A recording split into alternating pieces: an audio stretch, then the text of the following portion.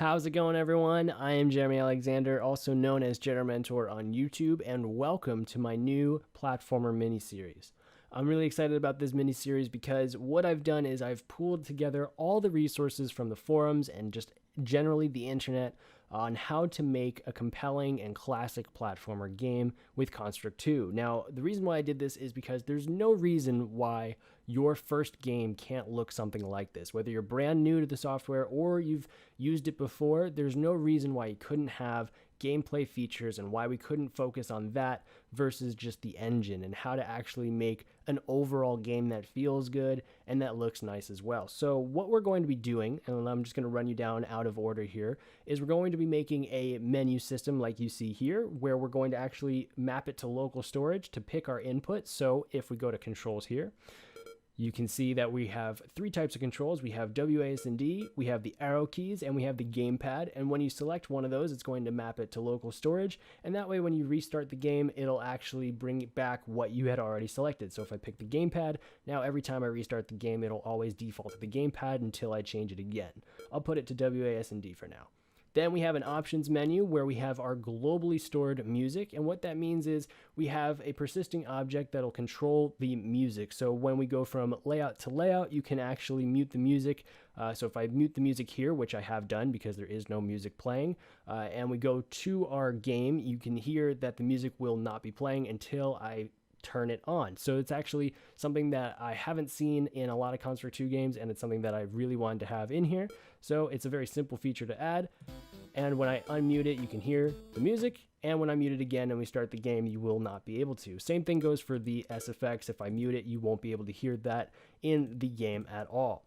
Then we have our full screen option right there, which is always nice because now you can actually see the game in all its glory. So other things that we're going to be doing is we're going to be adding enemy AI, moving platforms, spikes. We're going to be able to collect coins. We're going to have a timer on the HUD that'll actually influence us to play faster. We want to see how fast we can beat the level, and in this case the boss. We're going to have an intense boss battle. We're going to change the music for it, and we're just going to have different AI for it. So it's going to be really fun. We have some cool signs that'll actually scroll text, and all of this is going to be done without any plugins whatsoever. So let me hit start game, and now you can see that we have a nice fade out effect, fade in effect, and that's another thing that you can find online. But it's really just the point of this is to pull everything together just to show you the powers of Construct 2 and just to show you that you can make a game like this even if it's your first game.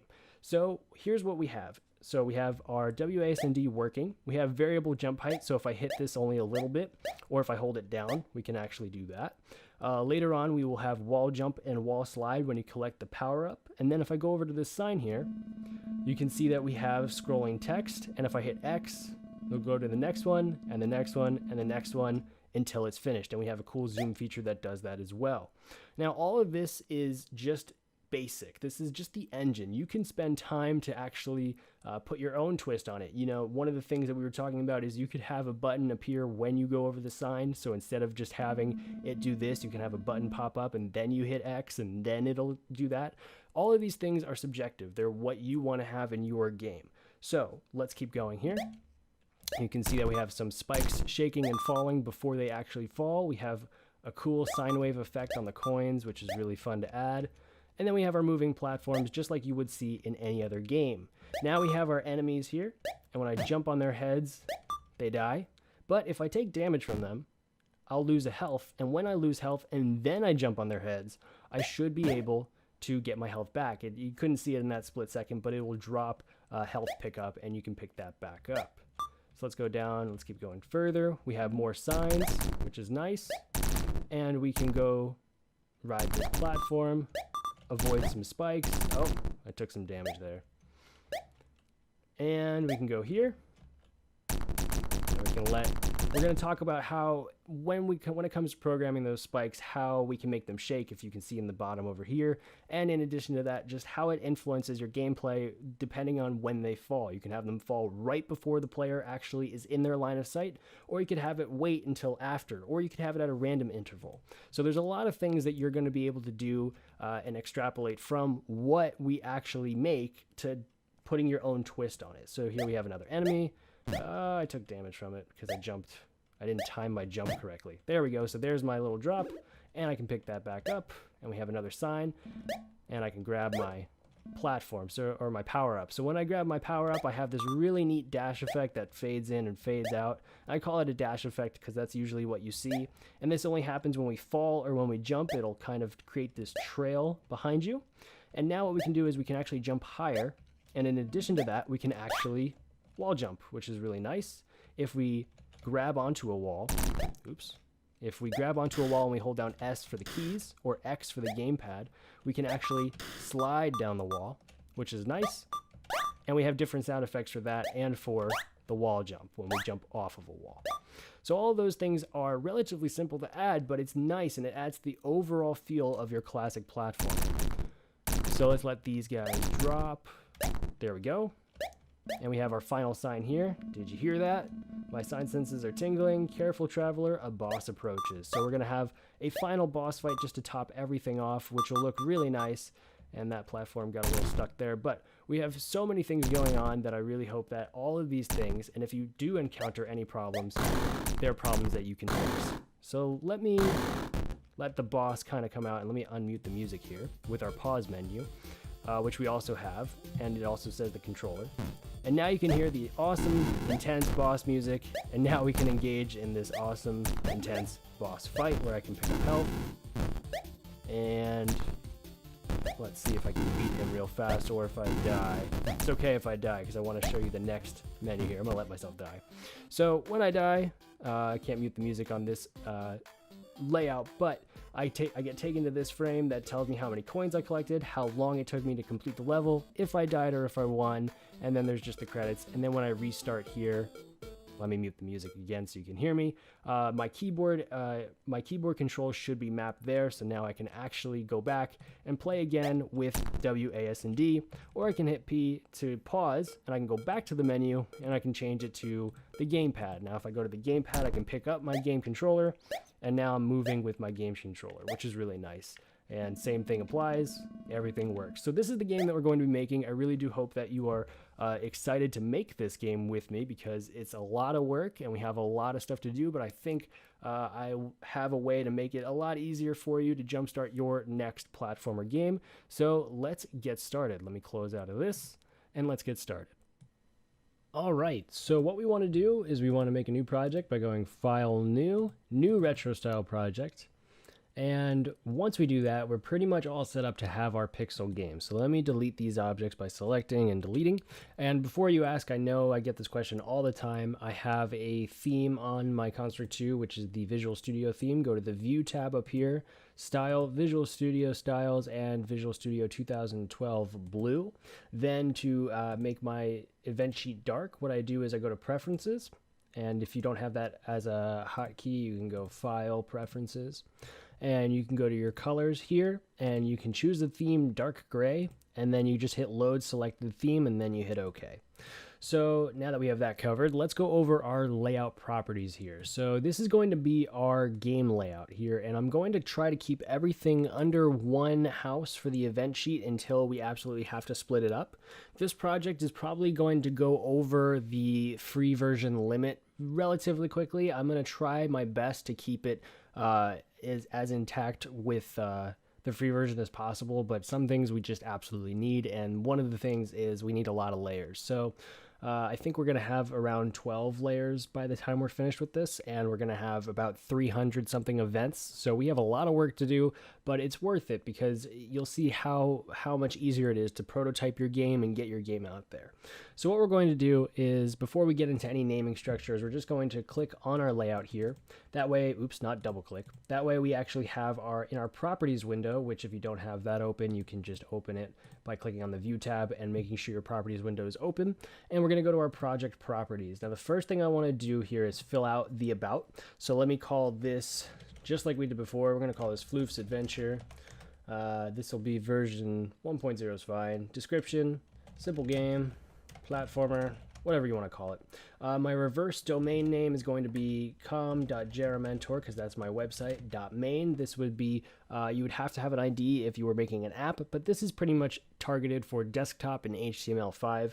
So I hope you know that going in. You could definitely take some of these concepts, or pretty much all of the gameplay concepts, and bring them to your mobile game. It's just with the amount of objects and the amount of layers that we're going to have, it probably wouldn't run as well. I haven't really tested it, but it's still going to be useful to you no matter what kind of developer you are. Author of this game is me, and I'll leave the other stuff free to go for you guys to fill out for your own project. Now, we're going to leave everything else the same. We're going to turn pixel rounding off because we don't want our objects to snap at an integer. We want them to snap at every float value.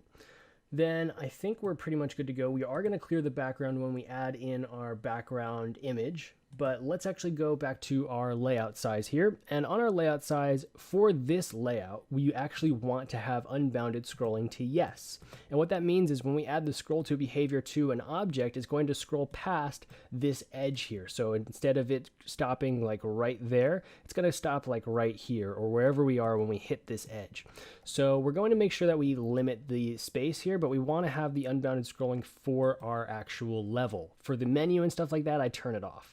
So for our layout size, we're going to make it 16 by 9. So we're going to do 2560, which is going to be very big, by 720. No, let's think. What are we doing? 2560 by 1440. I was getting confused there for a second. And that's going to be a larger 16 by 9 area to work with. And then the other thing I want to change is the margins. And this is how far I can scroll out and pan in a little bit. So I'm going to put this up to 2000. Oops, that's 200. Then the final thing here is going to be our dotted lines here, our window size. Now I want our window size to also be 16 by 9, as that is the most common aspect ratio that you would use to develop with to scale. So if you did want to bring this to mobile, although I again have not tested it on mobile, you could. What we're going to do is we're going to change the width to 640 and we're going to change the height to 360. And all this stuff you can find on, Wikipedia, how to do 16 by 9 aspect ratio. And you can look at all the different aspect ratios that you would want. But this is how we're going to set up our level 2560 by 1440. And we can save this project and we can actually begin. Let me actually hit save and let me save this. So one of the things here is going to be our assets folder, which I'm about to get into. So let me save this project in our assets folder and let me call this, actually, you know what? I'll make a new folder in this assets folder for you guys. We're going to call this cap X. Even though this will be our project, we're going to call it cap X. And we're just going to call this Floof's Adventure. You can call it whatever you like. I'm just going to call it what I've been calling it. And there we go. So now we have it saved. And what we're going to do is we're actually going to look at this asset folder. So I have this assets folder opened, and you should be able to download every single folder here except for the purchase folder, but I'm going to go over this right now. So the first thing is I have our CapEx saved in here, so there we go. But I also have all of the art that is needed. I have it broken down into the enemy, so our anti-floof, and then I have our actual floof, which has different animations from the enemy. I didn't make the enemy jump or fall, but we could always do that if we wanted to. It's just it's a darker color scheme, so you could technically edit that yourself. But we have a fall, an idle for our character. We have jump, walk, and wall slide images. So then same thing for our enemy. We have our idle and our walk, and I think we're only using our walk. We're not even using the idle, but by giving you these extra assets, maybe you could put that in there on your own. Then we have stuff for the HUD. We have our health bar, and we have our boss health, which is nice.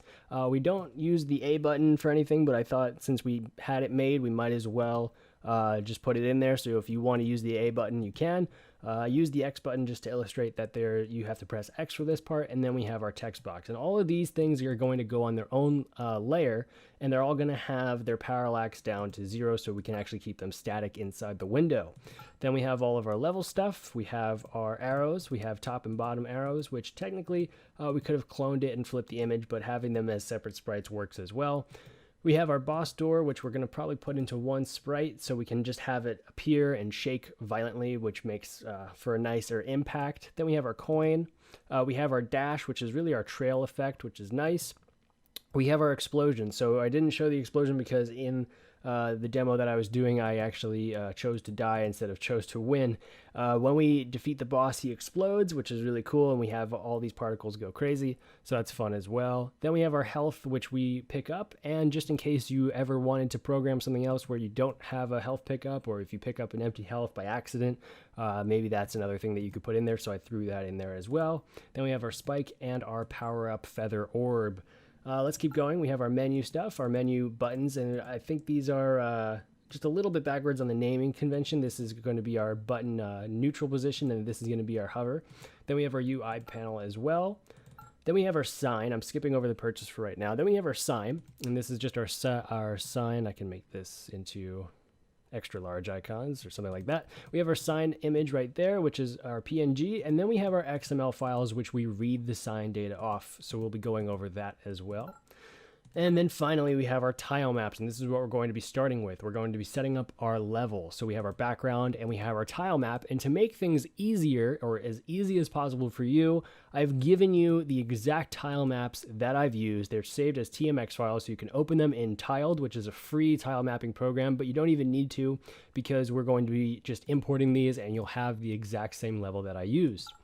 Cool, so now let's go over the purchase folder. This is where I purchased the music and the sprite fonts. So I will not be giving these to you when you download the assets folder. You would have to purchase them yourself, but in total, it costs $6. So hopefully you can invest $6 if you want the exact same music and sprite fonts that I used, but otherwise it's optional. You don't have to. You can make your own music, you can find your own music, you can make your own sprite font, you could use the default sprite font. So there's things that you can do, but this is what I've used for the music. I will be giving you all the sound effects that I use, and I haven't put it in here yet, but I will be doing that. So you will have the sound effects, but you will not have the music and the sprite font because you'll have to purchase that. And we're actually going to go over how to purchase things on the Skira store and how to make it very simple. And hopefully you can afford that. So that's what we're going to do. What we're going to start with is our tile maps. So let's do that first. What we're going to do is we're going to go back to Construct 2 and we're going to import our tile map by double clicking.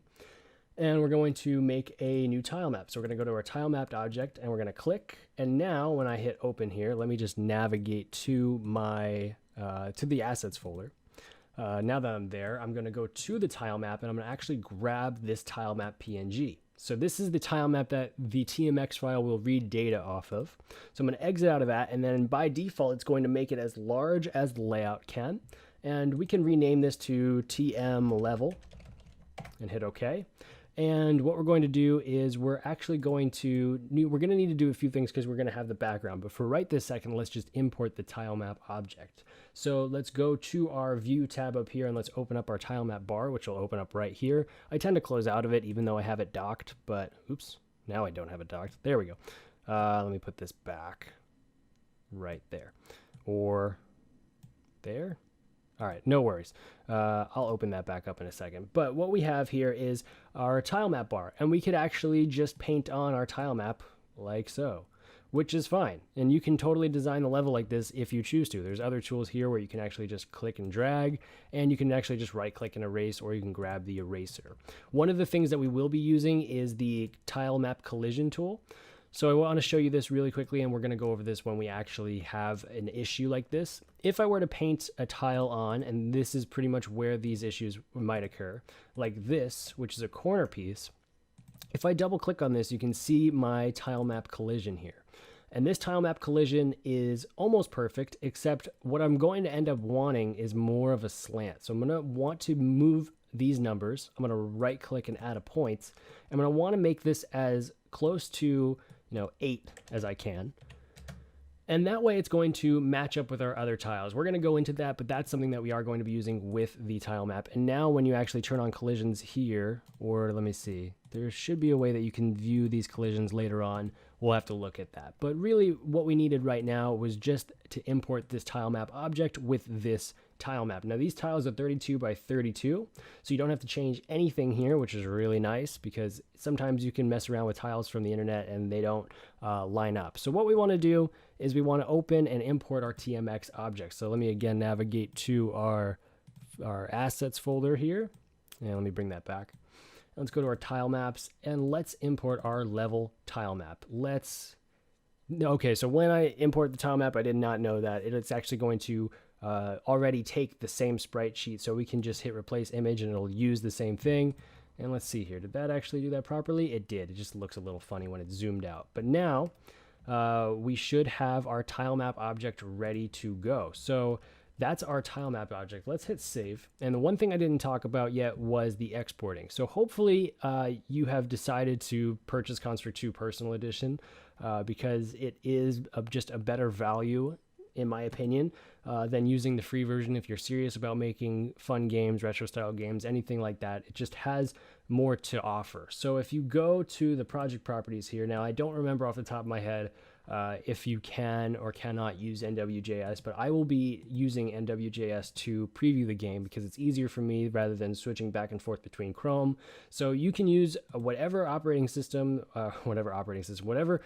default browser you have chosen to preview your game. Whatever works for you, that is perfectly fine. I'm going to be targeting this game towards NWJS and desktop, but it should also run on Chrome or any browser flawlessly. But that's what I'm going to be previewing with. So when I hit save, and now when I hit play, you can see everything load up. The layout is loaded up at our window size. It's zoomed into our window size, and this is how big our layout size is. And our tile map looks fine. It may have looked a little funny on the recording there. I'm not sure if it did, like when you zoom out here, but it looks perfectly fine up close, and that's all we really care about. Now, the first thing I want to do here is I want to select this tile map, and I want to take the behaviors, and I want to add a solid behavior to this, and this is going to act as our collision. So now, all those collision polygons that I just showed you, that's what's going to take place. So for pretty much all of these, they're all going to be the square. They're going to be the square. They're going to be the box collider collision. That's what I was trying to say. There we go. So if I double click on this, you can see that this is going to be a bounding box collision versus a custom one. But now we have the option to do that. I see here that it kind of added in, oh no, it didn't. It just added in that one little platform thing. I did not know that that was part of my tile sheet, but if we're going to replace that with our own platforms, they're separate sprites. But if you can leave that in, that's fine. All right, let's move on to the background. So what I'm going to do here is I'm going to make a new layer, and I can already tell that this might actually go above the 4-layer limit for the free version quickly. But what I'm going to do is I'm going to call this new layer our tile map, and I'm going to right click on it, and I'm going to move to layer tile map, and then I'm going to lock it. Then I'm going to go onto layer 0, and I'm going to double click, and I'm going to add a new sprite, and that way I can actually add this sprite. If I go here, I'm going to open in our background. It's going to say that this is very large, and I'm going to exit out of that. And now I actually have our background. So let me go to the View tab. Let me show the grid, and let me hit Snap to Grid. And by snapping to the grid, I should be able to snap very closely to the tiles, if not perfectly. If it doesn't work, I can reset the origin point. So I can go into our sprite by double clicking it, go to our origin point, quick assign it to the top left, and hit exit. Now, if you haven't been able to go over that process more than once, if you've never done this before, then I will be going over that process a whole lot. So if I did that kind of quickly, you should be able to get that again. So now we have our background in, and this is actually pretty good because now it looks exactly like the game you just saw, and you're already, 10 steps ahead of where I started when I had to design the whole level. Level design is something we'll touch upon because it's very important. And what I did was I actually spent time with my notebook, and I drew out the level that I wanted to have, and I knew that I wanted to start here, and I knew that I wanted this nook over here to have some coins and extra enemies, and I wanted a huge area for the boss. So level design is something that I'm going to touch upon with you guys because I really think that you should plan your levels ahead of time if you're going to do it this way versus something that's generated. So it's kind of important that you make it as fun as possible. All right, so now that we have our background, let's rename this to be our background layer. And now that we actually have our background layer, let's go over to our properties here, and let's actually change the transparency to yes, because otherwise, if I turn this to no, and I move this background over, you can see that it's going to draw in the background for me, but if I turn this to yes, it gets rid of it. So there we go. And now I actually have my object background. So I'm going to prefix a lot of my objects with obj. It's kind of what I'm used to. I'm going to call this object background. And let's actually open up our objects bar that I closed out of, and we can close out of our tile map bar here. And now you can see that we're starting to develop some objects. So we can actually delete our tiled background from before. And my computer makes a very loud noise. I apologize for that. But we can delete our tile background. We can keep our text object because we might use that in the future here. But we have all of our default objects from the retro style project. It's already taken the liberty of importing our audio, browser, gamepad, keyboard, mouse, touch, and web storage. So what I'm going to do, and this is, I know for a fact that this is only for the personal version here, is I'm going to go to the object types. I'm going to insert a subfolder. I'm going to call these our plugins because these are our default plugins that Concert 2 comes with. So I'm going to put our audio plugin in there, our browser, our gamepad, our keyboard, our mouse, our touch, and our web storage. Now I'm actually going to add some new objects or some new plugins as well. So let's double click and let's add in the local storage plugin.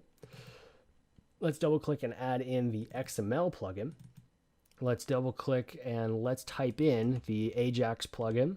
And the XML and the Ajax are just for reading off the signs. It won't be as complicated as it might sound if you've never done that before. And then finally, let's grab our function and let's actually grab our NWJS as well. If you're using NWJS, then it's good to have this there. I'm not sure if we're actually going to use it for much other than a few debugging things that I'm going to show you. Okay, so what we're going to do now is we're going to actually look, let's think, what do we want to do next? Now that we have our plugins, let's actually put these back into our plugins folder here. And let's just drag all of those there. And we can start to actually separate our object types a little bit more. So we can look here. Now we have our plugins folder, our object background, text, and our tile map levels. So these are the three objects that we have, and then we have all of our plugins. So if you wanted to organize a little bit more, which I think I'm going to do, we're going to add a subfolder. And I added it, but then it kind of clicked over there. So I'm going to do it over here. I'm going to rename this subfolder. I'm going to call this level. And I'm just going to drag object background in there and the tile map in there. And we can, we can clean it up as we keep going. But right now I just want to import all the assets and get them going. Okay, so let's add a new layer. And let's call this layer our entities layer. And for right now, we're going to put them all onto this layer. Usually you can actually put them onto a different layout altogether so they don't conflict. But I think since we have our margins, we should be able to put them over here and they will be just fine. So what we're going to do is we're going to actually, first thing is let's go to our project properties. Like I said before, we were going to actually clear the background. Now that we don't have any colors, now that we have now that we are all transparent, we can actually just hit yes. Pause on unfocus you can always turn on. If you are using Chrome and you accidentally click out of the browser and you want the game to pause, you can turn that on as well. But for right now, we can leave that to no. So let's think about what we want to do next. Let's actually go for the player first. So what we're going to do is we're going to zoom all the way in so you can see what's going on. And I'm going to actually add him over here. So let's double click and add a new sprite. And what we're going to do is we're going to spend a lot of time in the image editor here. So what you might want to do is organize your image editor to your liking. I have it like this, and for the most part, it stays like this. Every time I close out and open it back up, it'll actually stay the way that I had it saved. By default, the animation frames are down here, but I find it easier to see it up here. So what we're going to do is we're going to right-click on our animation frames window. Anywhere will do. We're going to import from files because these are not sprite sheets, and we're going to navigate to Floof, which is our character. And we're going to grab our walk cycle. Actually, you know what? Let's grab our idle first. And let's just hold down shift to get both of them. And let's hit open. So once we're done with that, I can delete frame 0 because it imports after that. And let's zoom in. And we can see here that we have our idle animation just like that. Let's double check our size here just in case our sizes get off. They should all be 18 by 18.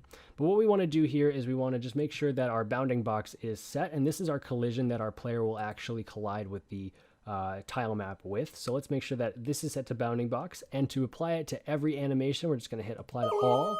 Of course, it's going to bring up the lovely noise, and then I'm going to hit yes. And that way I can check here as well. So we're going to look at the origin point here, and we can do the same thing, apply to all animations, but we know that they're in the middle for both. And we're actually going to leave them in the middle.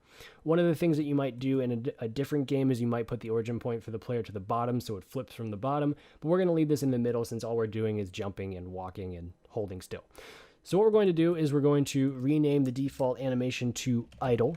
And we're actually going to change the speed of the animation, which is over here in the corner. So when you actually select an animation over here, you actually have some other properties that you can add.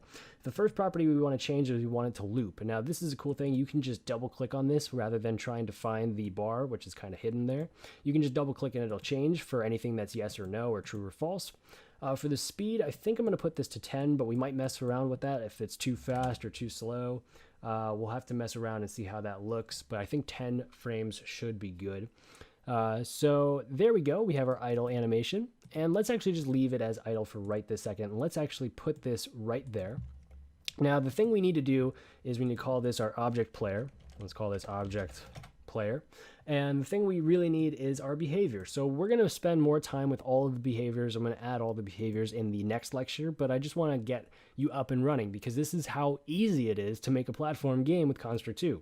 So I went to our behaviors, and if you don't know already, hopefully you do by this point in the recording, how to make Construct 2 is just driven by behaviors. It's behavior-driven programming. So how to make a platform very easily, you add your level object with a solid behavior, you grab your player, and then you just add the platform behavior to it, and you're done. Literally, that's it. So that's what's really, I mean, the speed in that is just unparalleled to the other software out there. I mean, I can't say enough nice things about it because it's just that fast. And I've used all of the software, and I love using all the other software because I like to design games. But really, this is just such a fast way. So now you can already see that there's some issues with it, but we're going to fix that in a bit. We're going to fix all the speed and stuff, but at least you have this here. And the one other thing I will add to it right now, just so I can make my point, is we're going to go to our behaviors, and we're going to add the scroll to behavior to it. Now, usually, I can just type this in if I can't find it.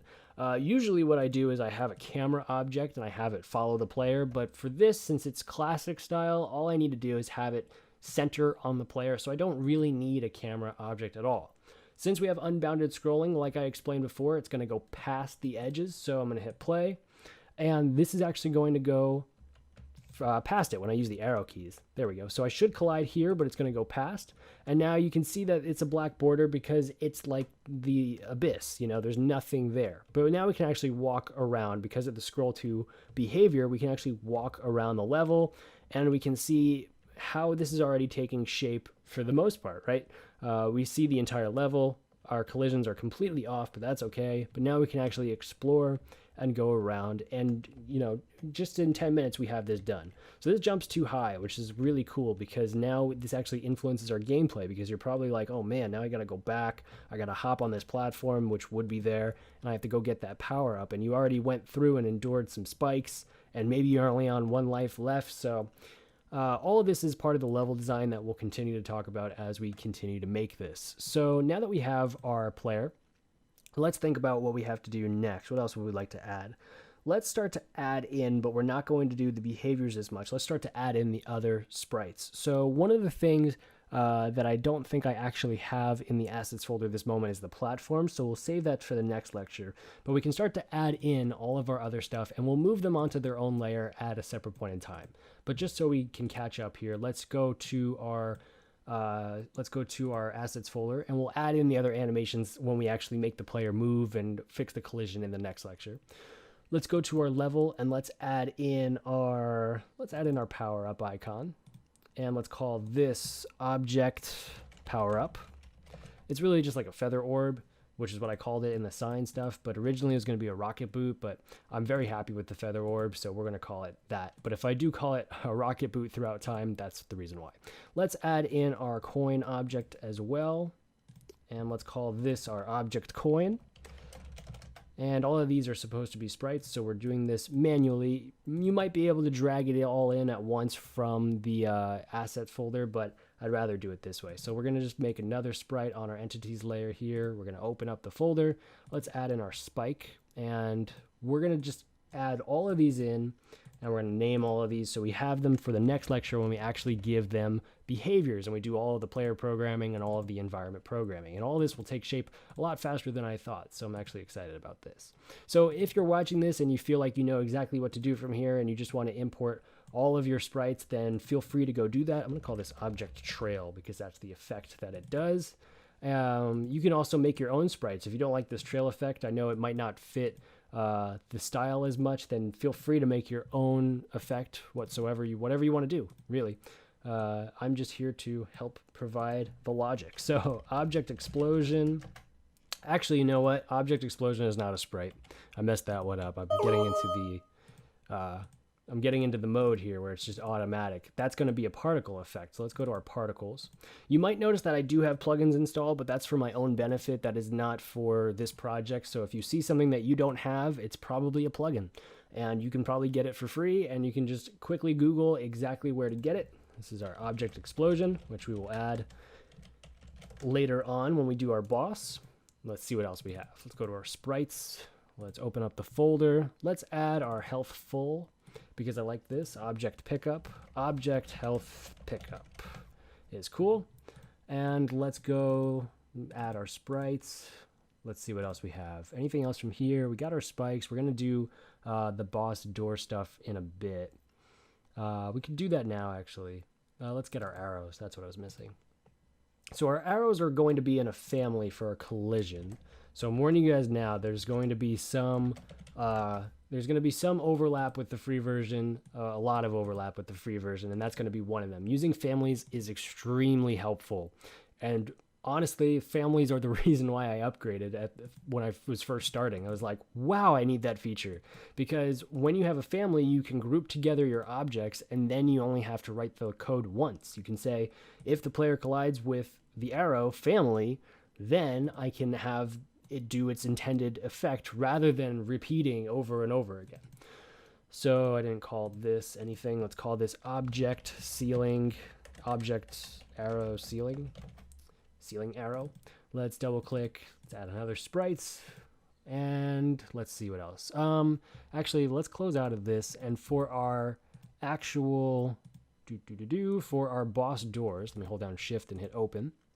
What I'm going to do is I'm going to delete this, and I'm actually going to look at the height here. So 220 is the height. And you know what? I actually shouldn't have deleted that. I'm going to make a new frame here. I'm going to make this 440. And by doing so, I can now copy this, and I can paste it, and I can put it as close to the bottom as I can get it. And I can even move it down with the arrow keys if I get too close there. It's like right there. And I'm going to grab this guy, and I'm going to paste this here. And I can already tell that I went too high, so we're just going to kind of overlap this. Let's see where my selection is. Something like that should be relatively good. We can always change this to the object that I already have, that I already made. But for right now, we can just kind of leave this like, where do you think this looks good? Right there's fine. And then what I can do here is I can delete these two, and I can just hit crop. And that cropping button is so useful, and I wish other programs had it, but this is just an amazing, I use this all the time, and it's such a time saver. So we're going to exit out of that. It's a very large image, so we're going to have to scale it down a little bit, I believe, but we're going to call this object door. Actually, let's call this object boss door. And let's put that over here. And let's keep going. By doing all these assets first, I hope that, I mean, this is very repetitive, and you're probably like, man, this is boring. But this is actually a better way to do it than to add it as we go and confuse you. So I think we actually have everything from here that we need. Let's go to our anti-floof, and let's actually import that from frames, from files. So let's go over here. Anti-floof is our enemy, and let's just grab our walk because we actually don't need our idle for this. And our walk should be good, just like that. Cool. So let's actually rename this animation to our walk. Let's call this WALK. There's a bunch of ways to do animators, but and what I mean by animators is there's a bunch of ways to actually have Construct 2 animate your thing. But for this, we're just going to do this very basic, and we're just going to call the animations when we need them to be here. Let's actually put the walk speed to 10, and let's loop it as well. So we can double click on that. And let's double check our collision here, and we're going to go over that when we get to our enemy AI, but I just wanted to have it there. Let's call this our object enemy. And let's see what else we are missing now. Let's go to our sprites, and let's open up our next sprite here. What else are we missing? We have our HUD stuff. Okay, so we have all the HUD stuff to do. Let's see what else we need. Our menu stuff we're going to save. our sign. Let's actually put in our sign. So there you go. There's an example of the collision not being a bounding box. So the first thing that I want to do with this sign here is it looks like I can crop it a little bit. So let's crop it. Then I want to grab our collision and I want to set this to a bounding box. Generally, you always want your game to have box collision because that's just always going to be the easiest way to detect something. If you have to do little corner stuff that we're going to end up doing for our tiles, that's perfectly fine as long as they match up. But really, we're just going to always be using box collision for everything. So let's exit out of this. Let's call this one object obj sign and hit OK. And we'll program that in a bit as well. And let's go and do our HUD stuff, and then we should be good to go. So for our HUD, let's actually import frames from files. Let's go to our HUD, and let's actually grab our health bar. Let's actually go from 6 to 0. That went from 0 to 6, didn't it? There we go. So we have to click 0 to 6 like that. And oh, you know what? It would have worked the other way, but that's okay. I can always delete all these by hitting delete, and then I can just import again. That's not a problem. So let's just try and see if that goes backwards. Did I do it again? I did. It's okay. I can always move that around, but basically we just wanted to have like so. You can see that I'm just dragging these until we get to 0. So now if we zoom in here, we should be at 6, 5, 4, 3, 2, 1, and then 0. And this is a very simple way of doing the HUD health element, and I actually really like doing it this way because otherwise it's going to get a little confusing. So object HUD, I called it element. I meant to call it object HUD health. Let's double click and let's add a new sprites. Let's actually look at our HUD, see what else we need to do. Okay, so our boss health and our boss health red, these are two separate objects. So let's actually import our boss health. Let's set that to a bounding box because it didn't get fully set to bounding box. And let's put that up here for right now. And then let's go grab our boss health red. Now our red is going to be, let's also make sure that this is a bounding box. The origin point for this, and let's see if I can crop that a little bit. Our origin point is going to be from the left side because this is what's actually going to drain. We're going to have the frame act as like a glass casing, and then this is going to be the one that actually drains. So I'm going to put the origin to the left, and I'm done with that. So I can name these object boss health, and I can name this object boss casing, or whatever you want to call it. Okay, so I'm trying to think if we have anything else to import here. Now that we can import our button, but the text box, oh yeah, you know what, we'll get the text box here. Crop that a little bit. That should be good for this. We can just call this object button X, and if you wanted to import A, you could do that as well. Let's double click and add our sprite for our text box, and I think we should be good to go after that. I don't know if there's much more. We can exit out of this. We can call this object text box, or object, I think I call it convo box, because this is kind of where you get to interact with it. All of these are going to be split up again into separate layers when we get to it. Let's hit save, and let's just double click and see if there's anything else that I'm forgetting that we would like to import now versus later. So we got our tile maps done, got our background and our tile map with the solid object. We have our sign imported. We're not going to import anything from the purchased folder just yet. Our menu stuff we're going to do later as well. Same thing goes for our boss stuff. We're probably going to hold off on that even though we've imported most of it. But we could do one final thing here is we can actually, let's finish off our player, and then we're actually going to duplicate our enemy. So what we're going to do for our enemy is we're going to right click and clone the object type. So now it has the same properties, the same image, but it's a completely different object. So I'm going to actually call this object boss. And now I'm going to change the size from 18 by 18 to 96 by 96. So now we have our boss, which is really nice because we didn't have to make another sprite for it. For this, what did I want to do? I wanted to do this was just an empty sprite, so I can delete that, and I can actually delete that from the project as well. For our player, let's just finish up with our player animations here. Let's double click and let's add a new animation in the animations window. Let's call this walk. And you can use whatever conventions you want. If you want to give it an ID prefix, which is something I usually do, feel free to do that. If you want to, not name it in all caps, feel free to do that. It's really up to you. I just want to get the basic concept done. So let's go to floof and let's add in our walk. our 4-frame walk there, and let's delete frame 0. And we'll actually come back and we'll actually add in the actual origins and collision. So let's do our wall slide. And this is a frame actually, so it's a lot easier. Import frame wall slide. And I love what we did here. I can delete this. We have it as the opposite direction, which is really nice because you'll see that when you wall slide, you're not wall sliding it in your face, you're wall sliding and looking the other way, which is a really cool thing to have. Let's add another animation for our, what was the other one? Our jump. Starting to lose track of what the other one was. Let's import the frames to our jump, or frame. And let's import the fall frame as well. Let's go here. Let's open this up and let's go to our fall frame. Cool.